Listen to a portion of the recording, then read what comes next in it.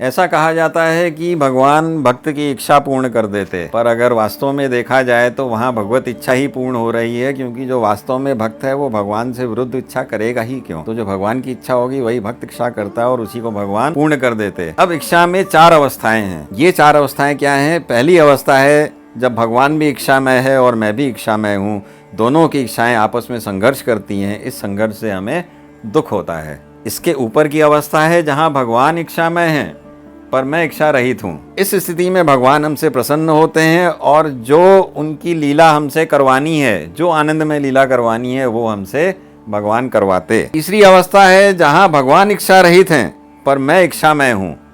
अब ये अवस्था कहाँ से आई?